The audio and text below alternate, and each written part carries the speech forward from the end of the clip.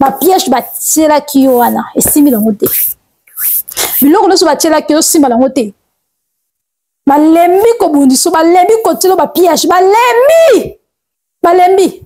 nzambe alobi nayebi biso balembi kotelo ba piège bamoni ki oza ya nzambe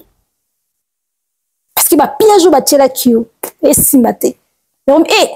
seka na kisa makasi bamisusu baki kokota ndaka nganga basimbi bakisi mpo baleka yo mais yo kuta oza na kisi te eza yango kaka nzambe grâce à nzambe na ndenge olingi nzambe na yo bato bakasi oko osimbi kisi parce que bapiège na bango esimba te bakoma bongo ndoki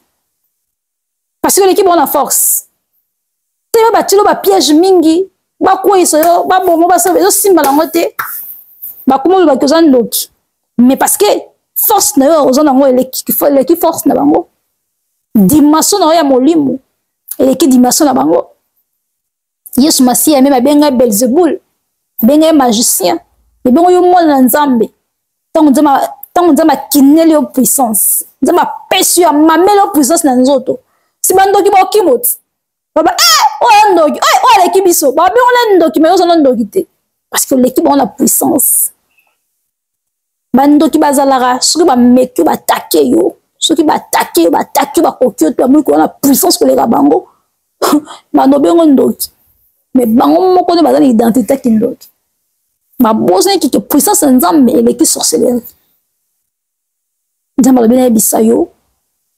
bapiège batielaki yo ekoyi bapiège misusu ezolanda bango moko bible ezoyebisa biso libulu oyo balonelaki ngai batielaki nga bango moko bazokona kati ya mabulu na bango eza retour oui c'est le retour en expéditeur retour en envoyeur balibulu batielaki wana bango bazokoya mabulu na bango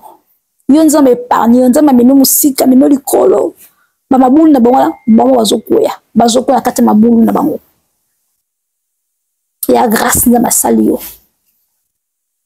e soki eza yo nde nazolobela e soki eza yo nde nzambe aprotege na bapiège e soki eza yo nde nzambe abateli nzambe abombi nzambe azokende koeleve aimez la vidéo partagez et comment je reçois le message j'accepte le message ntango bana accepter malobo na lobi ekomi na kati ya vie na benemi nyonso tu bakwei na bapiège na bango bakwei yo mati parce qu'on ndimi maloba malamu aimez la vidéo partagez bien aimé abonnez-vous pour s'abonner pour vous avoir un message à malamu ya nzambe pour kosunga bino tant mosala nzambe azo prophétiser azo maloba malamu yebaki 100% komaka parce que nzambe yoka basali na ye na prophétiser na vie ya mutu surtout autre j'aime na mutu surtout azo aimer na mutu surtout azo koma azo commenter puis azo partager vidéo nzambe alola pambola yo nyonso to yo bakangaki fumwa et pendant que na oloba na mona na molimo na miso molimo na ozo na mona ndeti vision na miso molimo na mona kitenzi moko rouge bakangaki on eloko moko boye petit fétiche parce que fétiche eloko moko ya kindoki bakangaki na kitenzi moko rouge boye na mona nazomona na molimo nazomona nzambe azofungola ngo fumwami efumwami namoni photo ya mutu pendant que nazoba namona photo moko bakangaki yango quelque part nazomona biloko moko bizarre biloko moko ya banganga comme biloko banganga nazomona ngo la vision pendant que naoloba boye namoni biloko moko neti banganga ya banganga baceremonie basalaki na photo na yo basalaki makambo nazomona makambo ebelebele nazomona maki namoni photo namoni singa mwindu namoni kitena rouge nazomona biloko moko ya bongo pendant que nazoloba mais nazomona nzambe na mutu